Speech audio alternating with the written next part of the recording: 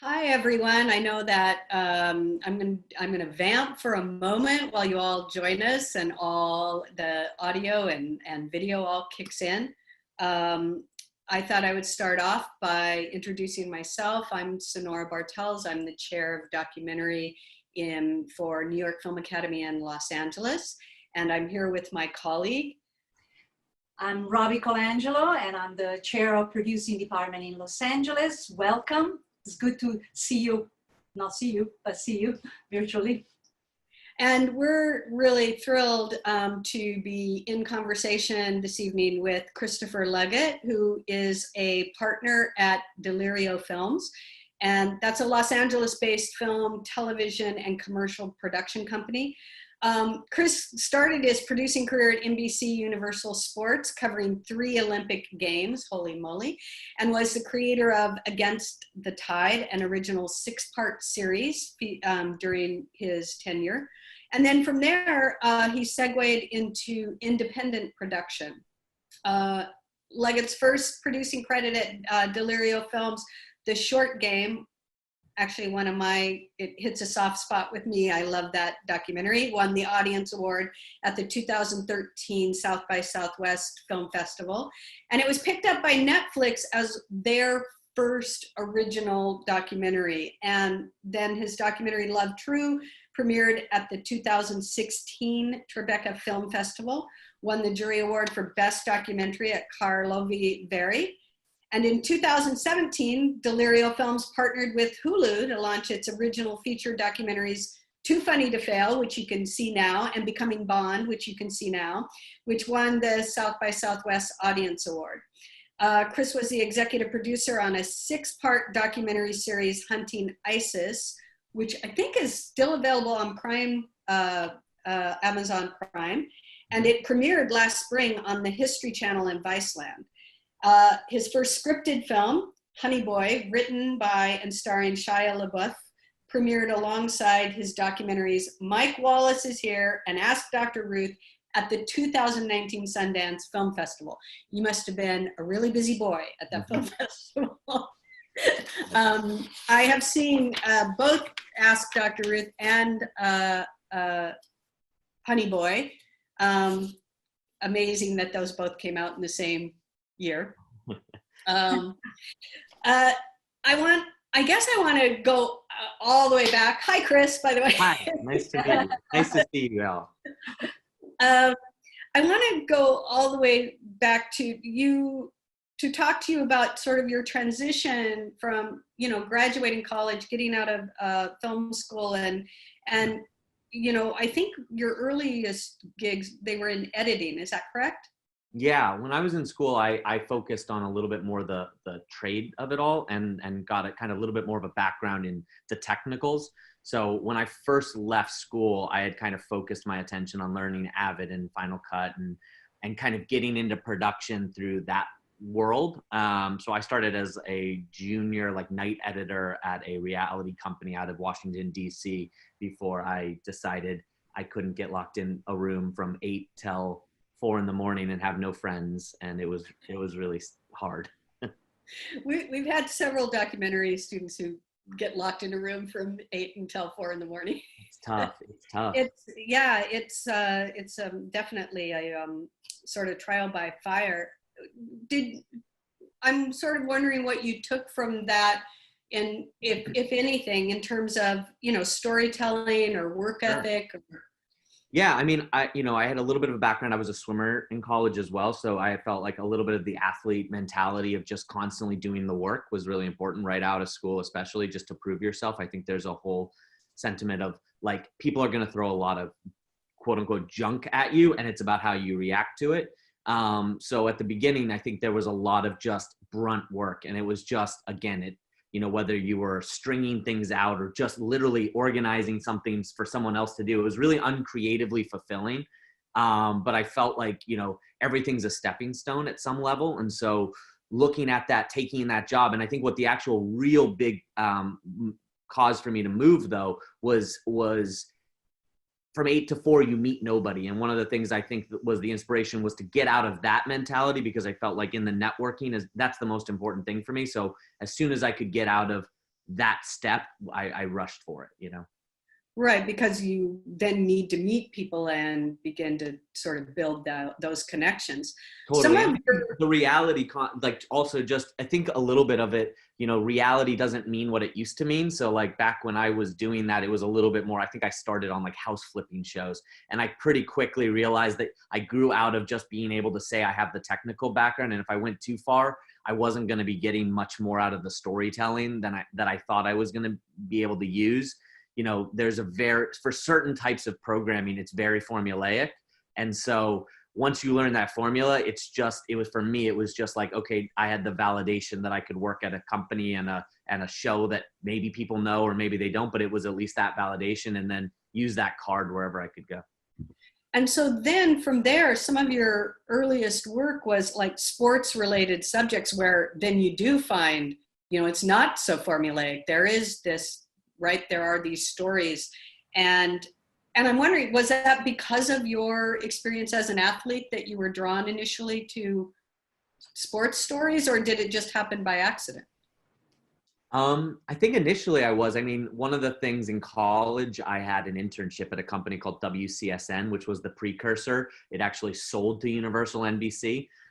So I had internships during my time, and I think I maintained a lot of those connections as I, you know, went through college. And when I came out, you know, I had some background already in sports. I had the experience in the athletic competition world, et cetera. And so, you know, between that and also my networking in the swimming community, I used that to, again, I was just trying to find different ways to separate myself from other people, you know, what made me special over other people. And so the first easiest thing to stand behind was probably my sports background. So that was, you know, as soon as I got this position, you know, I kind of jumped on that and used that because I felt like I could tell unique stories. I said, like, I was able to convince people to go, I'm not just an editor, I maybe can do a little bit more. And that actually is kind of a perfect segue into this trailer we have from the short game, which I'm sorry, is just an adorable film. So I'm going to share screen and share this with our audience so that they can get hooked on it too. Excellent.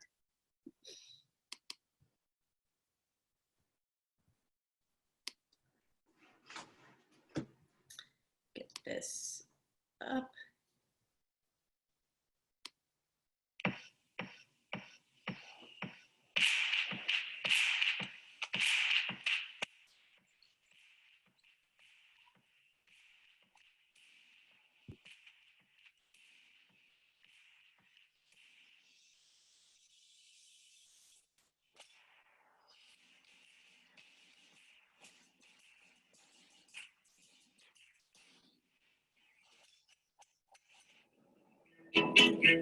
Is the World Championship. Kids coming all over the world, so that's why it's so amazing. These little boys and girls are much better than my wife and I are. We would be embarrassed to carry their bag. How much of it is luck and how much of it is skill? 50% luck, 70% skill. My total is 102 trophies. They're good art. And it's just good to have a collection of them. Hit the pin. That golf course has crippled many a person. It's a lion tamer. Hole to hole. You know, one mistake, he's gone off that group. You have to switch your brain to a different level. Things always aren't going to go perfect in life, right? You're like, oh my gosh, I have to make this if I want to win it. Keep the line, keep the line, keep the line! Ah! But a 1/64th of an inch deviation can move the ball offline. The game is that difficult.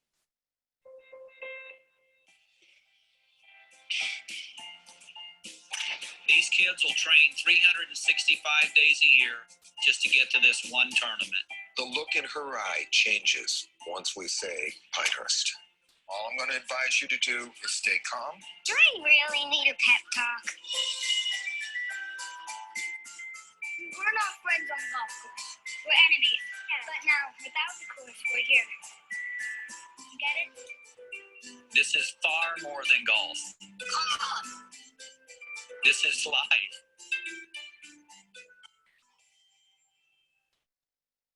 You gonna be famous? Yeah, very famous. You gonna get married? I don't know. I haven't found a girl yet.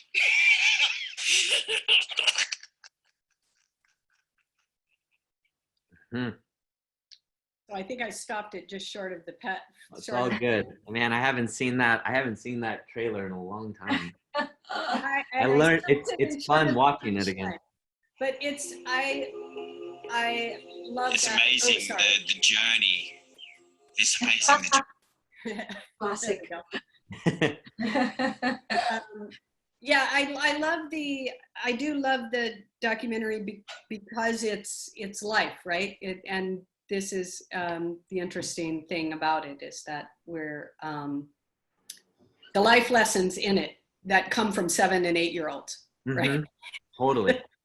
So it looks, I imagine that it was likely more ambitious than it looks. You must have had, I don't know, 1 or 2 cameras on that shoot? Oh man. I mean that was really like that was almost like film school for me in like a box. Like I feel like I learned everything in school, and then it was like I was in an office, I was editing, I was producing, but it was kind of like an evolution over at NBC. And when you're in like an organization like that, there's a lot of boundaries. People put like, your job goes from here to here. And like, I think good people are constantly pushing at it to try to get more responsibility and get more, but you're really put into boxes. And it was one of the more difficult things about being at NBC. And actually what caused me to, I did this while I was at NBC. This was my side hustle.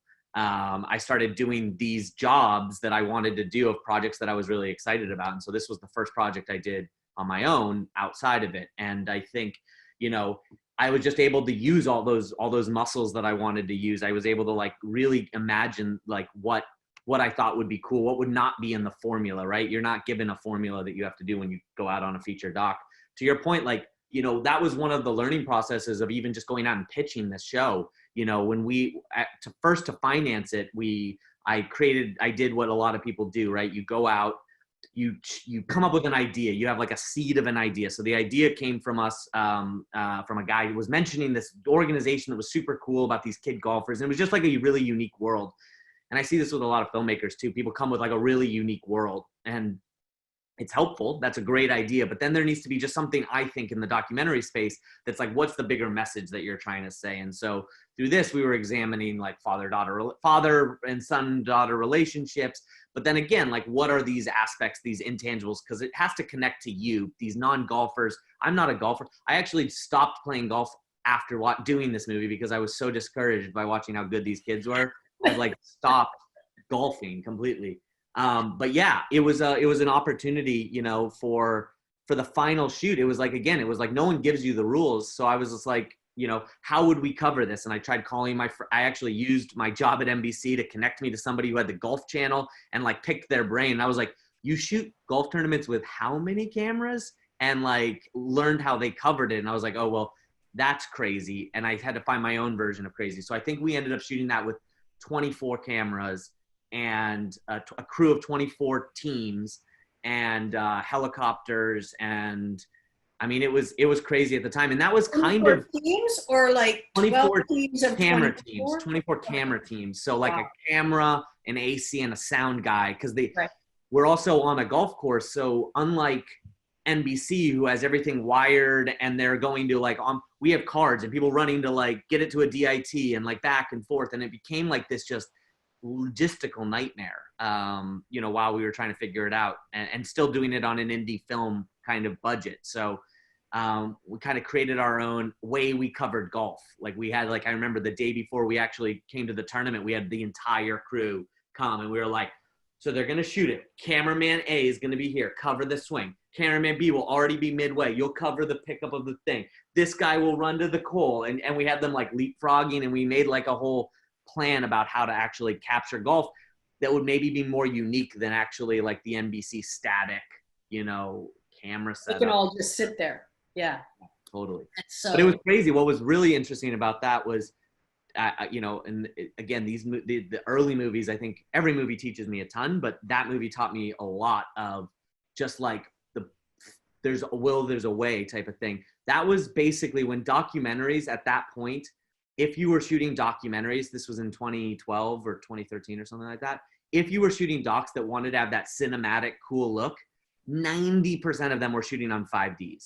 And like, they were like kind of doing that hack, right? You had bad audio and people were trying to figure that out. Or you shot on like the super big, bulky kind of gross, like they're called ENG cameras, the like kind of old school packaged news cameras. And I tracked down the guy who ran Canon.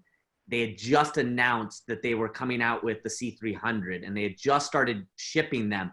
I tracked him down, became friends with him, and harassed him until he gave me 24 of them to borrow for that shoot. And again, that gear, even amount of savings he gave me by letting me do this, and like just listening to my ambition of like, this is my first movie, I'm doing this big, help me, we're gonna make your camera look great, I promise. And he came through. It was crazy. I have a picture of, in a hotel room, 24 of these camera bodies laid out, 24 of the like lenses, each of the different types of lenses, because they all had basically like, almost think about it like a gun holster. They had like gun holsters of like a 70 to 200 and a gun holster of an 80 to 30, you know, they just had to be moving so much on the fly. And I don't work with many of those DPs anymore. I think we overpushed them and they don't talk to me anymore. It's funny because one of our audience participants asked, and I'm going to answer it or have you answer it live, because she says, what would you say is the most important lesson for young people to learn when they first entered the entertainment industry? And one of the things you were talking about, you know, being put in a box and then you had your own side hustle. Is side hustle part of that? So important. Oh man, the side hustle is everything. I think especially at the beginning, like my advice to everyone, I think, is find a job that pays the bills wherever you can live. And ideally that job that pays the bills is something peripheral in your network, because I think if you're smart, you can find a way to pull that connection or this connection. You'll find a way to connect the dots. But ultimately, I feel like no one's going to give you, and maybe this is more for producers especially, no one's going to give you your dream job. So like ultimately you have to start making it. And the only way to make it is doing these side hustles, you know? So I have a question then for you, Chris. Was the Netflix situation for this first film a side hustle as well? It was crazy. It actually went, if I could give advice to anybody, also look at your contract for your paying job, because I got very lucky and my boss saw my bill. So Netflix bought it. It was a big acquisition at South by Southwest, which if you heard in my resume, I love South by Southwest. Their barbecue is amazing. So every movie that I can, I send to South by Southwest. But it was crazy. It made a lot of trade news, which NBC Universal doesn't really monitor. But then my boss had heard I was doing this and saw my they had billboards for like the first, it was early days of documentaries getting billboards. And he saw it and he was really nice, but somehow Business Affairs came to me and said, hey, what's this? And I got very lucky. It was the fine line of, I wasn't allowed to do a project that competed in Olympic sports, and golf wasn't an Olympic sport yet. But I didn't even think about that when I did this project. I just did it and got lucky. And then ultimately when they came back, I used that moment with Business Affairs to renegotiate my contract. That's lucky. It's called lucky. So in your experience, how much do you respect luck? I think luck is one of these things where I maybe this is even a quote and maybe I'm stealing it from somebody, but luck is opportunity meets timing and taking that chance. You know, I think that a lot of my career is based on like having an opportunity and saying yes. And, you know, I think that early in my career, I think the thing I learned quickly is not to be scared that I don't know what I'm doing. And so luck happens when you say yes, I think. And so and I think that the right people figure it out and hopefully get lucky that it was contractually okay. It's funny because there's a golf quote. It's either Arnold Palmer or Jack Nicholson that said, "I find that the more I practice, the luckier I get." Totally. So the more I just do the work, right, the more that things open up. Such a great quote. Yeah, it's so now as Netflix bought that, and that was fairly early on, 2013, 14, something. Yeah. So how do you think, just in terms of the business, how do you think that helped documentary come to the fore? Netflix. Oh man, I mean, Netflix is like literally. I didn't graduate college thinking I was going to be a documentarian. I didn't even watch documentaries really. I was not like an active Ken Burns watcher. I felt like every documentary was Ken Burns. And so I think I had a little bit of resistance to it. And I think going in through the sports world, I got really excited about some of the opportunity. Tech got cooler. Maybe I'm a little bit of a tech nerd, and I started geeking out over cameras, and you can put a GoPro in the hole and you can fly over them with a helicopter, and really making cinematic documentaries. And I think what Netflix did in that time was they made it financially start to make sense to really invest in documentaries. And so we were really lucky. I mean, I think at the time it was one of the biggest probably was one of the top sales. It was definitely one of the top sales that year, I know, but it was starting this trend of Netflix paying to do documentaries. And I think they were making it more accessible for people to watch documentaries. It didn't just sit on,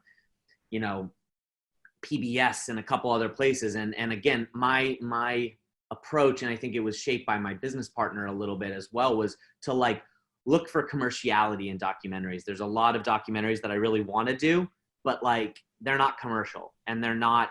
So I have to make 7 commercial docs to afford to do the doc that's my passion project. And I think there's room for both, but I think that you have to realize that a lot of the amazing stories that you can pitch and deserve a Peabody Award and all that stuff, they still may not have more than 50 people watch it. And so I'm always kind of looking for the docs that are going to capture, what is that vibe? It's funny because Robi teaches marketing the nonfiction film class at New York Film Academy. That's key to our students and their success and figuring all of that. Maybe the most important class you take, I think. Always I'm thinking about marketing. The story has to be a must. That's like a check. It's you're not even making the movie if it's not a good movie. So that's an inherent if we're even doing it. And then it's I mean, so interestingly enough, you'll enjoy this then.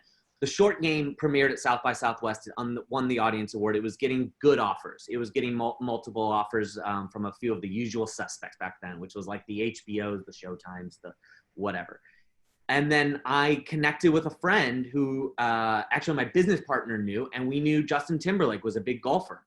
And we're like, what if Justin Timberlake was the executive producer? And I wouldn't say we started that, because I'm sure that I wasn't so in the business that I knew that was a thing. So I'm going to pretend like I invented it, but I didn't. But we packaged him, and then immediately, I think it was 48 hours later after we announced that Justin Timberlake and Jessica Biel as a couple were going to executive produce this golf short. They loved it, and they were going to, boom.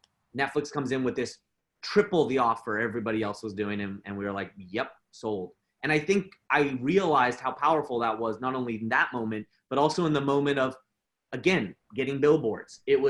I had all the kids from the short game on Conan or whatever it was, Fallon, whatever, because Justin could take them on. And it was this idea that all these are reasons why you as a non-golfer, or you as somebody who has no idea about this golf documentary, you'll hear about it and you'll go to it. And that's money for any distributor, I think. Obviously you come from distribution, and it's 90% of the expense for you is to make sure people have awareness. And it's gotten worse because there's so much noise in there. Sorry, my dog is a little loud. That's okay. Robi's dogs will probably answer. I'm surprised that mine didn't answer to your dog. Exactly. We have a duet. It's so interesting because this kind of segues now, and I'll let Robi take over more, but it segues from that producing hands-on, being on the golf course, right? And doing your team, and here's what we're going to do. And now you're segueing naturally into an executive producer role. Were you comfortable in that segue? And are you more of are you a hands-on executive producer, or are you oh, I've got this project and I've got 4 other projects over here? So it's interesting. 10 years in, I still don't fully know that I understand all the distinction between titles, and it feels like just constantly an ego play. I treat it all like, generally, because of even the way I run it with Delirio, I own it. I want to own it. And so I actively take that role. I take from inception all the way to just delivery and distribution. And then once the distributor comes on, I'm telling them how I think I want to market it. So like, I take a very like, if I don't do it, no one will do it approach. The executive producer thing's interesting, like, or the producer thing, actually, I'll say that, like, the producer's role, I feel like, is so vast. I've found that executive producers, at least on a feature, normally connotates towards like investment of money or bringing in just a partner. But I think the word producer means all of it, and just says like, if you do that, you're just an essential person to have birthed this project into the world, Obviously in TV, executive producer is more what that producer title is, which again, also, all this stuff is things that I wish I had learned in college, because I would like go in for the first thing and be like, I want to be the producer credit on a TV show. And then everyone would be like, no, you don't. What are you talking about? You want the executive. And I'd be confused. And I'd be like, no, in the film world, I wanted to be got it. You don't really even fully understand the hierarchy, because I think it's so muddy, even what the roles are. Right. Well, definitely in television, that EP is the one calling the shots for sure. Right. So yeah, so what was, you then transitioned into narrative. Robi, do you want to take? Yes, this is an interesting, first of all, just like in the old days, as an actor, you couldn't transition from TV to film. Totally. Right? It's sort of, there's a similar sort of little bit of a bias, if you're a documentarian, how dare you transition into totally. And so your experience actually, again, breaks a barrier here and makes it flawless. Like, it makes it like really easy to do, almost. It looks like easy to do, it suspiciously has some people on board that you already know and you are actually getting from the documentary world. Is it because of trust? What is it? But what essentially did you bring from documentary into producing fiction? And do you think you have somewhat carved your own unique way to approach it that could be, in fact, responding to what this blurred boundaries that now the audiences demand, if you will? Totally. I think it's a great question. I think, so to answer it in a couple parts, I mean, one, I started my business model when I started Delirio based on relationships. I think that's one of the most important things in all of filmmaking. I think that there's a trust. I think that there's an easiness of working that is really important. You want people speaking the same language, and that happens over years, not days. And so when you start to work with the same people, you develop a lot of that response. My goal in my company has been to take filmmakers who I believe are incredibly talented and get them to the level they want to be. I've thought that I've had the opportunity that the low-hanging fruit for me was documentary, because I did that first and I started building a little bit of a name, and the risk was lower. When I do my budgets for documentaries, my budgets are between $1 and $2.5 million. You look at a feature film for $1 to $2.5 million, they're kind of hodgepodgey a lot of the time. There's a lot of amazing low budget films, but I was able to raise that money or with partners and people and try to find a way. But that's a lot more achievable for me than if someone says you need to find $10 million or you need to even just jump into this space. And so my thought process was, I think documentary prepares people for the world. I think the documentary directors are the most talented directors. And some of them, you're right, don't get the opportunity. I was blown away that Roger Ross Williams, who I've connected with over the last couple of years, it was the first African-American man to win an Academy Award as a director, I believe. Don't quote me, but at least in the short docs. And he still hasn't been, I don't think he's gotten a feature narrative. And he just wrote an article in Variety about like the lack of trust for multiple reasons for him, but for also because I think that bridge to jump, it was, people didn't expect it. And I argue that documentary filmmakers are thinking story on the fly, and they have to be, they're punching the whole, like, they're good documentaries are narratively structured in my approach. And so I thought they carried over 1-to-1. And so the goal was build these relationships, be their first movie they ever made, give them the trust, build the critical appeal, and then hopefully be able to convince people we can do this. And again, my docs, I think, are different than some other docs. I push the budgets already. I'm not doing a $50,000 doc with a handheld camera. I'm trying to already show they know how to direct larger crews. They know how to do something stylistic. They know how to tell the story. But what I also think is really interesting about coming from documentary is there's no rules in documentary, which is the best part about it. And anybody who tells you there's rules, as long as you're being safe, there's no rules. And I think when you get into feature narratives, and when I got into Honey Boy, I was immediately terrified because everyone was trying to tell me there's all these rules. And then when you really poke at it, there still are some rules, but there's a lot of ways to get around them. And I think people are scared to push that limits. And so what I've tried to do, or what I think an asset I brought, is just asking why. Because I think a lot of young producers, especially in the scripted thing, they just go, oh, the union says this. Okay, got it. This.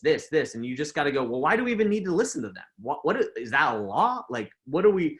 Oh, it means if I can't do that, I can't do this. Well, then I don't want to do that. Let's just do it this way. And it just, I felt like it created a lot of opportunity for me to ask questions, you know? So like you did kind of a hat trick too, because the director was coming from documentary as well.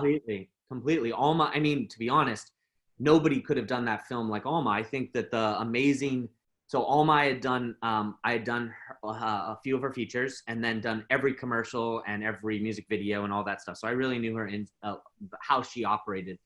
And she was like me too. She was like, why can't I do that?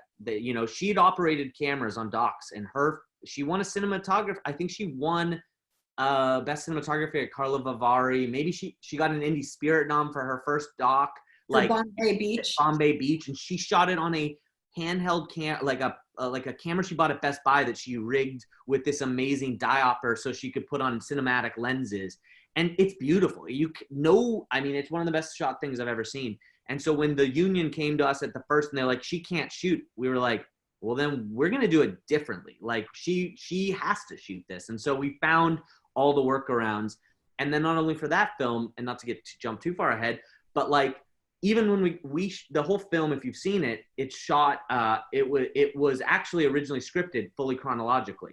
And so we went into the edit with a chronological script, and she goes, let's throw out the script. It's a doc. Let's do this. And so, you know, I respect that. I think that no one could have re-edited the film and made it so powerful other than a documentary filmmaker. It's, you know, it's beautifully shot. Can I show the first 3 minutes? Yes. Let's do it. All right.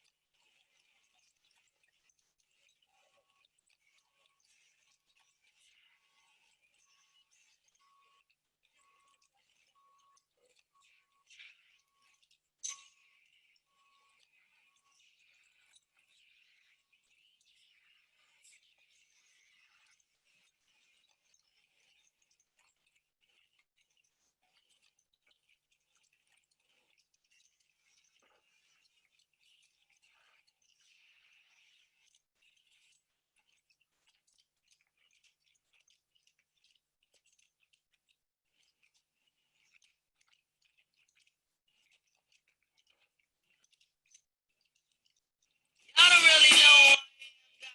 I'm like grease in the frying pan, 'cause I am bacon, eggs, toast, butter. Smooth, sexy lover, more fresh than mothers.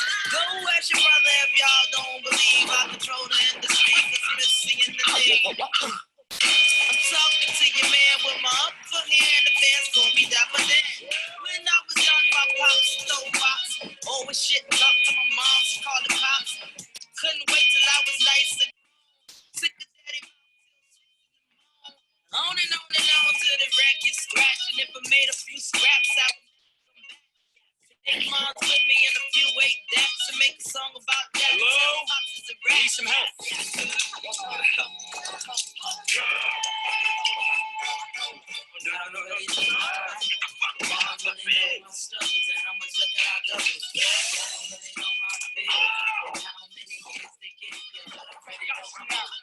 don't really know my life.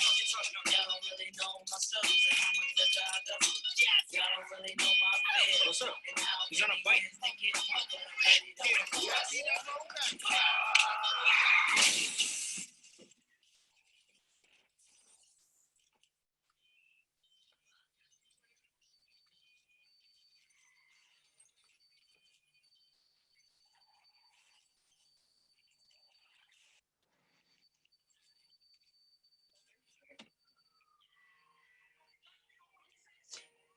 Being arrested for?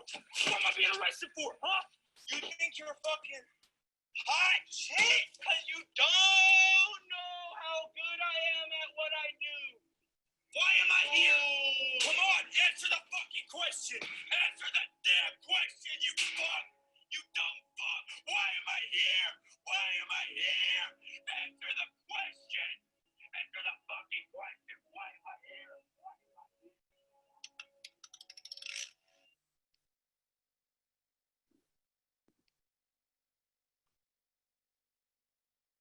Okay. All right. Yeah. So the connection is a little funny, but this is so intense.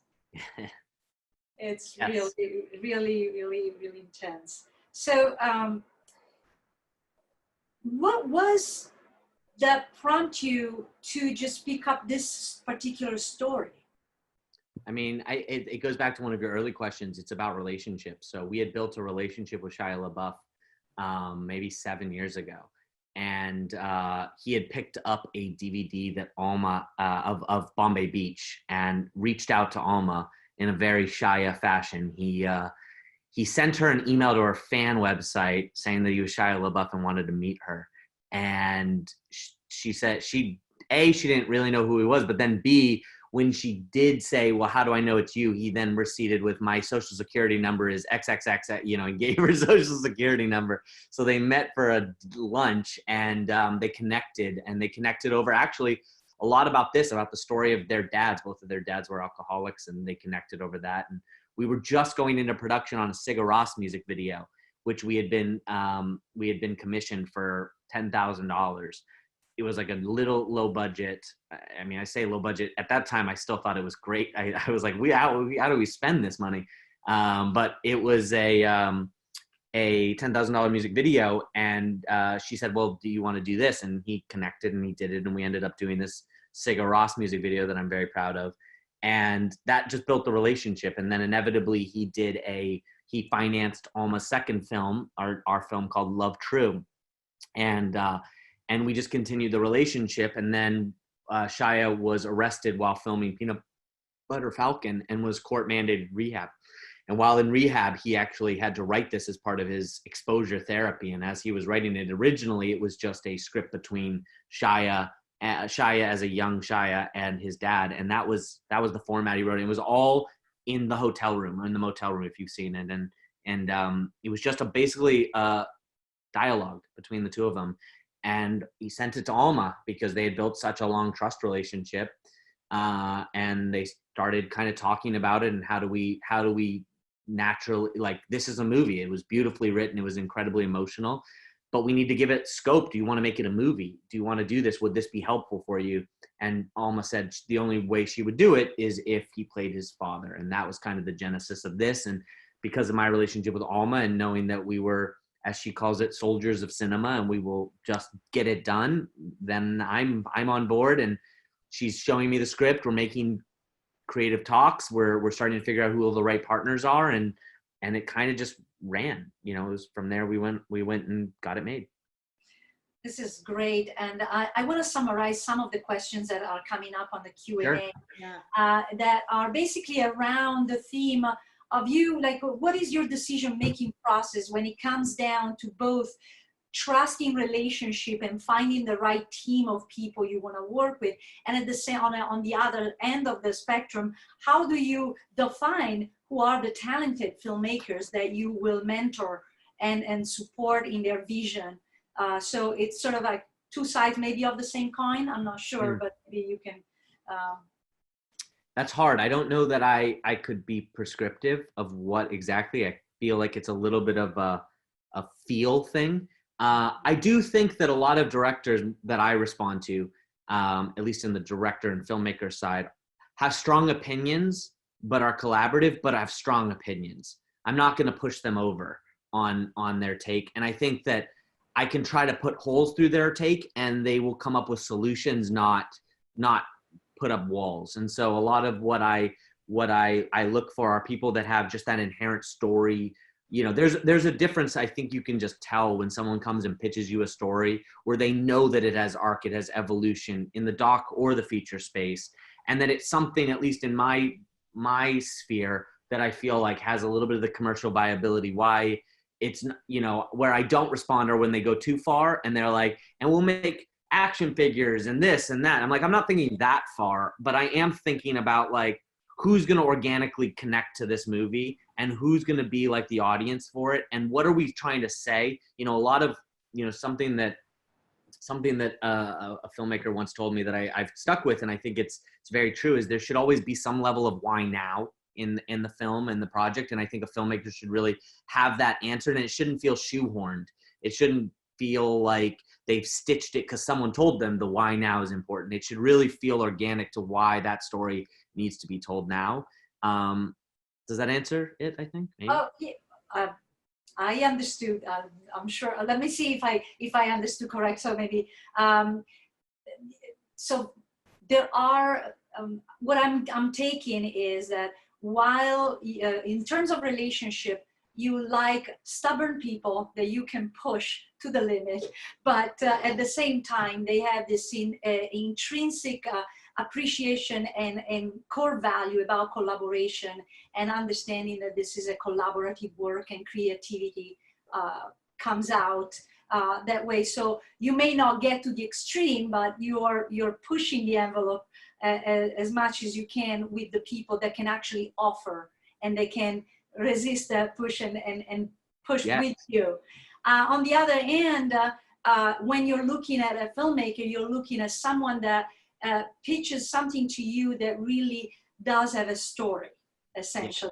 And that is not just following some of the traditional understanding that is like, what is the story about and why now, just because, but because it is. Right. Very good. I'm glad we're recording this. I'll transcribe that and I'll use that as my answer for the next one. So that's those are the two. And this Great. is. I think because especially as a producer, I think that while in the moment I want directors to just listen to me, I think that I'm a better producer when I work with directors that make my life, I wouldn't say hell, but they make me work. And they and ultimately, you know, let's like even just take Honey Boy. Like that was a very low budget. It was a $3 million budget that we had to finance in ways because of a lot of situations. First time narrative filmmaker, Shia, which was an asset, but also questions. And so, you know, I think, you know, when we would go around, people would say, we can't blow up things on a 747. You can't flip cars and shoot this many days and have a child and they're going to be in this. And how many days each?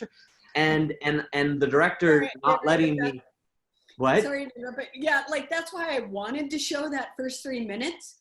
Totally. It's crazy that that's a $3 million movie. Totally. Yeah. And it takes somebody telling you have to do it. And like, and my career is better because someone didn't let me off the hook and say, nah, we can't do that. All good. Like inevitably everything that you sweat and bleed into pays off, hopefully double, you know, triple, whatever. You know, that music video I referenced, the $10,000 one, you know, it was very hard. I had to convince people to work for $100 a day, and I wasn't asking up and coming little filmmakers that had just come up. I was like, my director's the up and coming filmmaker. I need to ask the biggest cinematographers, the biggest Steadicam, the biggest dog. The biggest dog. I had to, you know, it was shoot for the stars, and if you hit the moon, you're good, you know, like it's that mentality. And I think directors and filmmakers that have that but know the right balance, like those are the ones that really excite me. Right. So there are other questions that are revolved around, which I think it's going to transition us, you know, to maybe even more questions, but, you know, in a bit of a more philosophical realm on approaching producing, whether that's for documentary or for a fiction. You had a, you know, you started in your film school and you moved on, as you explained, and now, and you are probably, you know, going on, you're going to move on more and more and more. But looking back, what are, in fact, the things that you, when you think about it, you say, oh my God, this is, I would do it again, exactly as I did it. Yeah. And what are the things that now, looking back, for what you knew at that time, now you say, oh, now I learned and I'm not going to do that anymore. So one of the things I started, and I think it was a little bit of the idea of like an athlete and a swimmer, and you know, one of the things I took into it as a producer really young was I intended to always be the first one on set and the last one gone, especially when I was really focused on physical producing. And I think one of the important things to me is it built a relationship with all my crew people that I worked with. And now, again, now that I'm working on a lot more projects and maybe I don't have that bandwidth, I still impart that onto the producers that I've hired at Delirio to be there and to do that. Because I think what happens that's really a beautiful part about that is, and maybe this is a more philosophical concept, if people think you're with them, they're willing to really work with you on all different things. And I needed a lot of people to support me as I grew. And again, whether you said it, like whether it's luck or whether it's all these things coming together, you know, there's a lot of times where I'd call that DP that I just worked with and say, hey man, I'm just trying to get this project off the ground. I don't really have the money, but I got a little bit, like, are you down? And I think because of the relationships that I had built of being not the guy that rolls in and leaves first and is like, but treating everyone really respectfully, at least on the logistical crew, physical production space, like really went a long way. And I have a lot of people that I can call. I know if a project comes up that's an amazing opportunity for me, but it has no money, it doesn't matter. And so I think finding a way to build that relationship, especially as a producer, it's like you don't want to have to say no to an amazing project just because the monies aren't right. So I think that was really important. I said yes to a lot of things, and I Googled later what I said yes to. You know, you're like, do you want to be a post-production supervisor for this? Yep. What does a post-production supervisor do? Got it. Okay. I think I can handle that. And again, building that network. So you call a friend who's an editor, because what does the post-production supervisor normally do during this time? Just, you know, it gives you opportunities, and I think you learn so much by just being in it. So all those things I would do again. I think I had aspirations to direct at some point, and I have no idea, maybe those will come around again. But I noticed that like I wasted time in certain places when I was trying to do things maybe before the step was ready. And I think that there's a world where I'll be ready to be a director if I want to be a director still at that point. But I think that I would say the best things I've done was getting the low-hanging fruit that I was connected to. I am not saying just take some crappy job that's working for Mansers or something that you really have no connection to, but taking the opportunities that are there and knowing that they're stepping stones and not trying to jump a few steps. And, you know, I had wasted some time trying to direct a pilot of something that was Friends. And it was like, there was things I learned from it, but probably not the best use of my time, you know, when I was first in school. In fact, one of the questions is, you know, if you're young and new to the industry, and which, you know, in a sense, how do you start networking? And you're sort of indicating that you can start networking this way. You're looking at whatever, you say yes to whatever job, you Google the job, make sure that someone is connected with you and you start building your realm of relationship this way. And that's one way to approach networking, in addition to probably maybe other ways that you know, can be like joining groups, going to festivals, doing all these other things. But I think it's very precious. It requires a lot of psychology and memory. I started, I don't remember who showed me this, or maybe I just picked it up, but I just started making on my phone. I would put their phone number and I'd put a note of where I met them and who they were and all this stuff. So I just had some keyword. So if I was like, oh, I think I met a cinematographer at a party the other night, like it's all a little fuzzy, like cinematographer. And I would look it up and be like, oh yeah, you met this guy. And then I would like try to connect and I'd figure it out. The other thing that was actually, I've seen on both sides, I did it a little bit when I was younger and now working with people that are a little bit more established. You'd be surprised at how accessible people are and want to connect. And so I have a lot of, like, if you're a cinematographer, or again, a lot of the trades, people respect people that respect them. And so I've recommended to a lot of, especially cinematographers, I think they've got maybe a little bit more ego and they like being talked about, but I've recommended, I go, you can find that person's information and you can let them know that you really love their work. And you may want to just say you want to apprentice or you want to do, those are all invaluable. I think don't rush, don't be worried. And again, this is a little bit of the problem with our industry, is there's a rush and a need to be financially stable. And so that's why it's really important to get that first job that pays the bills, because that was what I got really quickly. And I was like, thank God, okay, I'm going to have rent. I'm going to have this. Because a lot of the opportunities that pushed me the farthest, and even today, like I made almost nothing transparently on Honey Boy. I reinvested my entire fee, and I literally, Delirio and the documentaries financed my ability to be able to do it. It's all a stepping stone, you know? And so it's an unfair, you know, part of our industry. And I think it makes it limiting of who can be involved in certain things. It's like, but the idea of, if you don't need the money part of it, your opportunities are potentially wider open, and you may have an elevator faster than if you have to be so focused on the money. So if you can find a way to balance those two, it's going to be the best for you. Well, that's definitely, it requires, well, being able to make some decisions and sort of keep the vision for the long-term vision and breaking down the steps, knowing that somehow they are connected. And but you have to be you have to be very discerning about what that is too. You know, like maybe today it's good to do your next door neighbor's pilot that he's trying to get off the ground, just so you get the you know, the experience of calling and hiring and getting crew and getting gear and all that stuff. But don't keep doing that. You got to know that, like, now the big picture needs to be something a little bit bigger for it to be worth your effort and no money. And like constantly having a big picture for that is really important. And even right now, if the big thing comes up, you know, I'll do things for free, you know, completely, just because I think that they're the right strategic plan. I also like what you said, that is sort of like the secret of the industry, that actually people are more approachable than what they may seem. And, you know, I often have students who ask me, you know, I wanted to call that producer that did that film that is very similar to what I am doing. And I was wondering if I could gather some information and some tips even on what, you know, and I say, pick up the phone. Totally.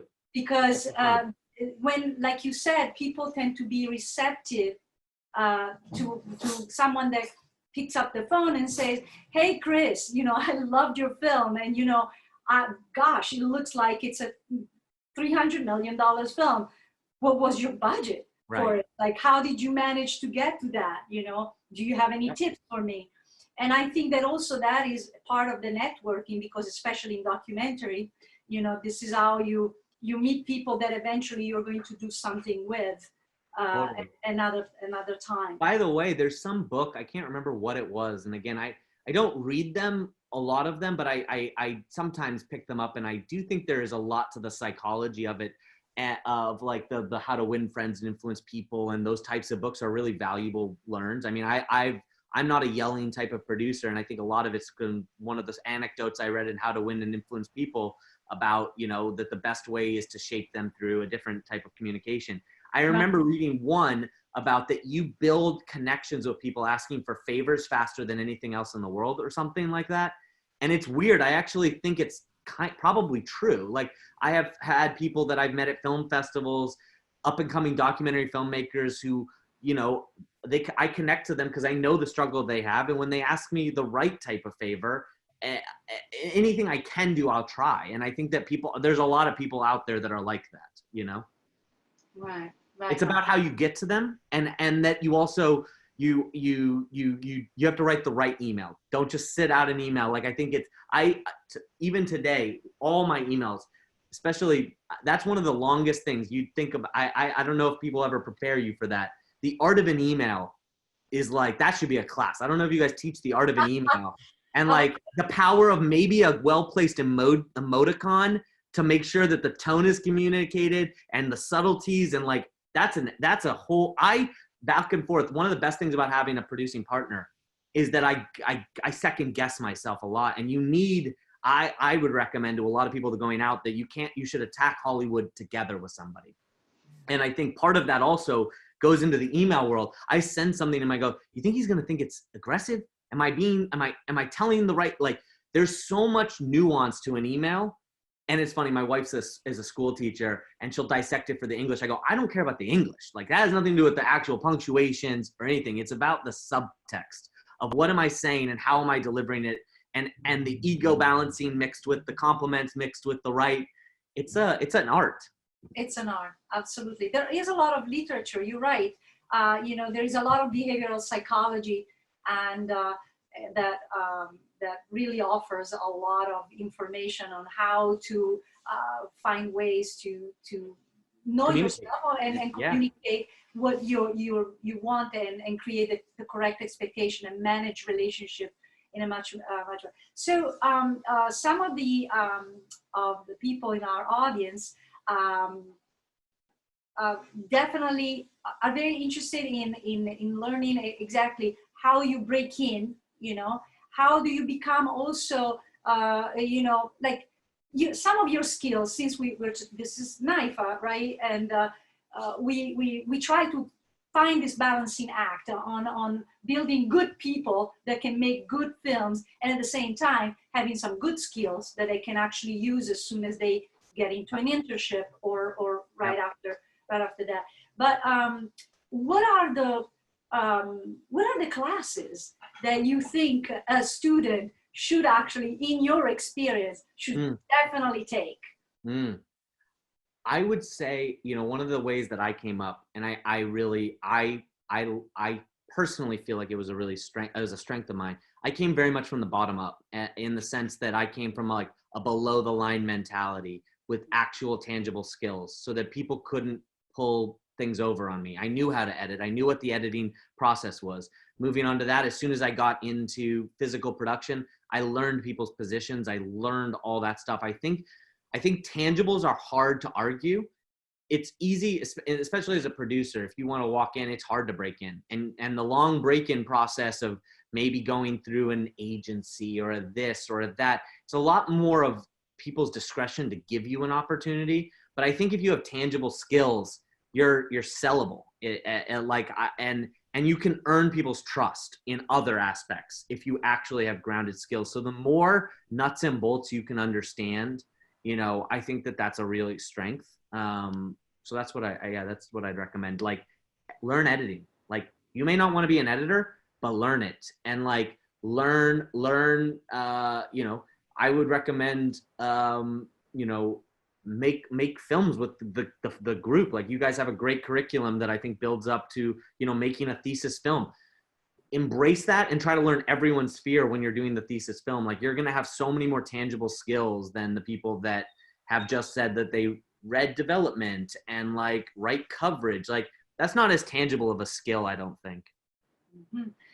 I really love this. I really love one last question from the participants, which I've been looking at kind of all night, which is, what is the weirdest, most unexpected skill you brought to your job, and how did you learn it?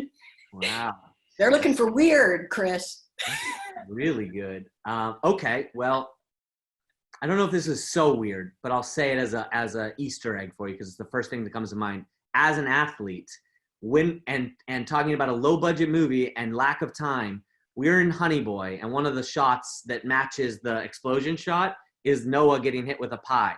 And my art department kept missing him with the pie. And I literally said, "Stop that. Give me the pie." First take, smashed the pie on his face. And I walked off and I said, "We're moving on. We're moving on."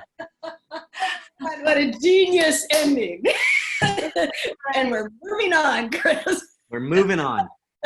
You know, that's fantastic. Well, you know, this has been really amazing, and thank you so much, Chris. This has been, you know, a pleasure hearing your story. So refreshing, and it validates a lot of the things that we're doing at school, and the way we're trying to prepare our students, you know, to be real, essentially. Right. And you said many things that are really bottom-up approach, like you said, and down on earth. So thank you so much. Perfect. Sanora. Thank you guys so much for having me, and good luck, and everybody stay safe and sane. And filming is starting again. I have a shoot tomorrow, so it's real, it's happening. So everyone will have jobs hopefully again, and we'll all be good. All right. Thank you so much. Thank you guys soon. for joining us. Thank you. Bye. Bye, everybody.